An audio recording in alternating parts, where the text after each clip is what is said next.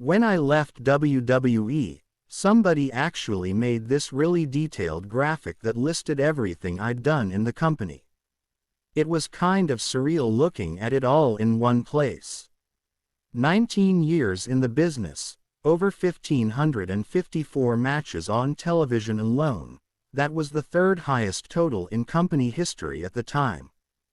Two-time World Heavyweight Champion, one-time NXT Champion, 6 runs as Intercontinental Champion, twice holding the United States title, 4 times Tag Team Champion, and a Money in the Bank winner. Hearing all that laid out like that, it almost sounds like a Hall of Fame resume, doesn't it? And yeah, I guess it does. But you know, in WWE everyone eventually ends up in the Hall of Fame at some point, so I never really think of it like that. Still, hearing it all together, it does sound pretty incredible. I remember sometimes I'd play down certain titles, like the US Championship, not because it didn't mean something, but because sometimes the way we told those stories didn't always make sense. There were moments when I'd win the title, lose it a couple of weeks later just to balance out pay-per-view outcomes, and it all felt a bit random. But then there were plenty of other times when it truly mattered, when the story made sense, when the chase for the title had weight, when every victory and loss actually built something meaningful. Those are the memories that stand out. Honestly, when you listed all those accomplishments, I could instantly picture the pay-per-views, the matches, the rivalries that led to them. About 70% of those moments I can still see vividly. The crowds, the cities, the road trips, the nights after the show when we all felt we'd done something special. That 1,554 number could have been higher though, a lot higher, if I hadn't gotten pulled from shows here and there for one reason or another. I used to joke that if I hadn't gotten yelled at so much, I'd probably have 10 more matches on TV at least. And those are just the televised matches. I didn't skip live events, ever. I didn't take vacations. I was always on the road, always working. If we count all the non-televised matches, I honestly couldn't tell you how many that adds up to. Thousands, easily. It's easy to forget now, especially after everything that changed with COVID and the schedule becoming lighter, but there was a long period where I literally measured my time at home in hours. There were no days off. None. And yet, I embraced it. There was one time, after WrestleMania, when everyone was finally supposed to get a few days to rest. Then I got a call. They needed someone to go to Romania and Turkey because the post-Mania tour wasn't selling well. Everyone else was heading home, and I said yes. That was just how I was wired. A typical week for me was insane. I'd fly out late Thursday night on a red-eye to make a Friday live event. Then it was a long drive, maybe 300 miles, to Saturday's show, another few hundred miles Sunday for the next event. If there was media work Monday morning, I'd be up at 6 a.m., then right to Raw. Then we'd drive 2, 3, sometimes 400 miles to the next city for SmackDown on Tuesday. If I was lucky, I'd get home by Wednesday afternoon, and by Thursday night, I'd already be on a plane again.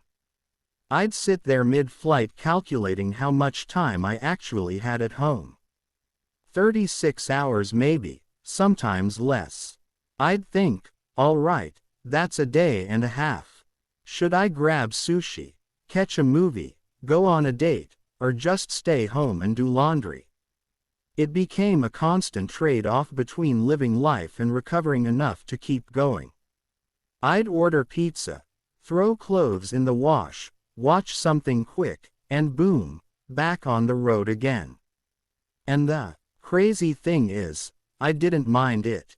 Back then, it wasn't like now where everyone's on salary.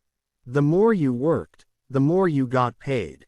So if you were someone like me, a mid-card guy, even as Intercontinental champion, you weren't making top money. You had to hustle, you had to take every show, every opportunity, because that's how you stood out, how you proved to the agents, the producers, and ultimately to Vince that you were valuable. I skipped weddings. I missed birthdays. I missed life. But at that time, it felt worth it. Sometimes if I wanted to take even one weekend off months in advance, I'd be told, "We'll have to clear that with Vince," and that was usually enough for me to say, "Forget it, I'll be there." Looking back, I probably should have gone to some of those weddings, but I didn't. I showed up every single time. If I wasn't on a show, it wasn't because I asked for time off, it was simply because I wasn't booked. So when people ask if I feel like I had a Hall of Fame career, I guess reading that list of accomplishments, it does sound like it. But I've never really thought about it much. For me, the real pride came from the effort, knowing that every time I stepped through those ropes, I gave everything I had. Whether it was in front of 80,000 people or 80, it didn't matter.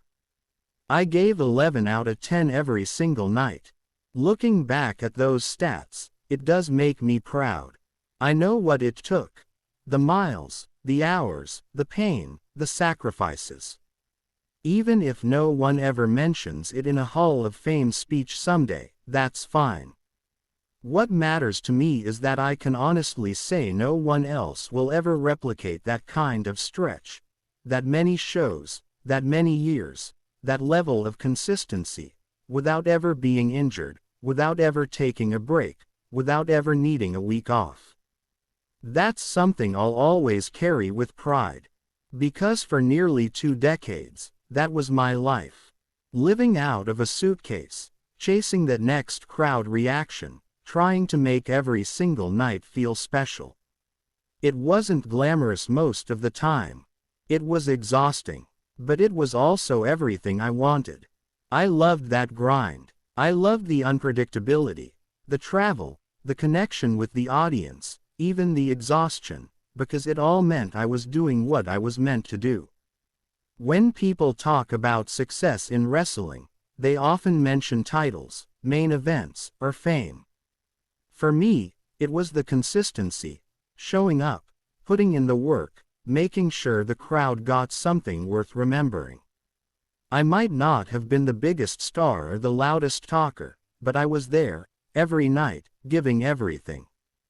And maybe that's what a Hall of Fame career really means. It's not just about the belts or the accolades. It's about dedication.